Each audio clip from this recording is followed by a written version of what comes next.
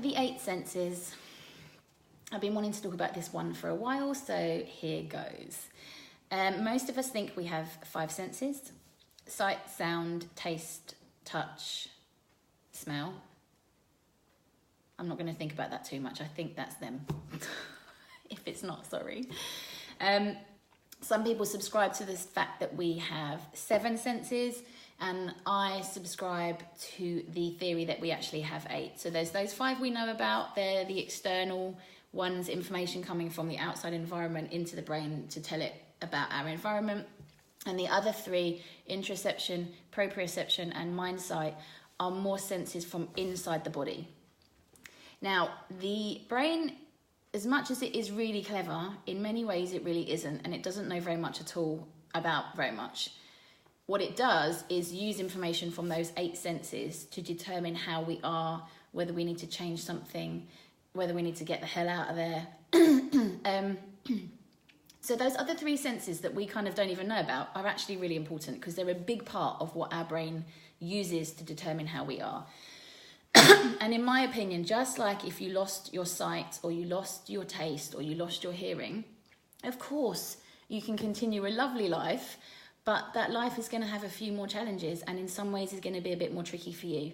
And I think that if you lose interoception, proprioception, or mindsight, the same thing happens. And I think without those 3, it's harder for us to feel balanced. And I think those 3 are particularly related to mental health. So I'll explain a bit about what they are. Interoception is the ability to feel body sensations. Some of it's unconscious. The brain's always tracking, like, what's happening in the gut, what's happening in the veins, but some of it is conscious. So things like sense of heart rate, sense of breath rate, sense of body temperature, sensing feelings of hunger or thirst, feeling tension in the body, relaxing in the body. Interoception is being able to sense body sensations. Proprioception is more of a sense of where the body is in space. So, if you're someone that does yoga, you're doing a warrior 2, and then you look back and realize your arm that you thought was level is actually way up here. That's an example of proprioception not being as good, having a poorer sense of where everything is. Now, the brain uses information from the muscles and the joints and the bones and everything to determine where our limbs are. And then mindsight, I find this one trickiest to explain, and I hope I do it justice. Mindsight is kind of the sense of the internal workings of our mind, of what we're thinking and how we're thinking, but as something that we're kind of watching as opposed to something that we're in. Now, those 3 things, I think, are really crucial in us feeling well. There is a theory that emotions are the label that the body gives, the label that the brain gives for bodily sensations. If you think it through, how you feel in different things, there is always a physical sensation attributed to an emotion. So fear is like a gut drop and a fluttering. Sadness is a heaviness and a lethargy in the body. Anxiety, again, is that heart rate going up, the breath rate going up. Stress is the shoulders hiking up, the jaw clenching. What that is basically the body's reaction to the senses. The brain is, the body's taking in messages, and the body's interpreting those messages, and then it's sending a message up to the brain, and the brain then gives that label, or that sensation, and a label, and that's how we end up with emotions.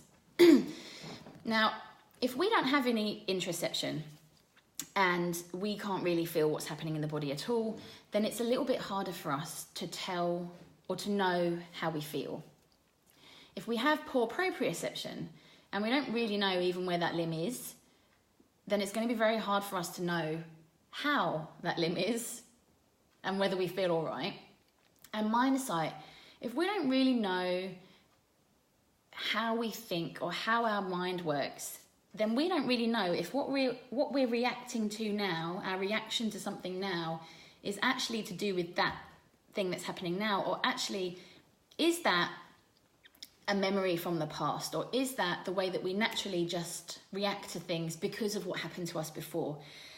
So without interoception, without proprioception, without mindsight, we really don't have such a sense of how we are, who we are, and why we are. And I just think in that scenario, we're a little bit less balanced, a little bit less control, and we feel a little bit less aware of ourselves. And I suppose it won't come as a surprise to many people, I guess, I don't know, that in all of those three can be a bit dysregulated in mental health conditions. So any condition that involves like a shutdown, something like trauma or depression, maybe unsurprisingly, interoception is not as good. In conditions where there is a heightened sense of awareness, things like anxiety, interoception is almost too good an ability to feel what's going on. In other conditions, it's mixed. So things like eating disorders, someone might have a heightened sense of the heart rate and the anxiety type symptoms, but maybe less of an awareness of hunger. And you could look at almost any mental health condition really and be able to sort of notice that. But also in all of us, I think Mindsight, that ability to notice how we think as opposed to being in it, is lacking in so many people. And anyone that's done meditation will know that one of the kind of principles or ideas, I suppose, behind meditation is having that space to notice our thoughts, having that space to just sit, take a step back and notice, to get a distinction between what we're thinking and actually who we are underneath that thought, and to recognise that thoughts are not us, that we are not our thoughts.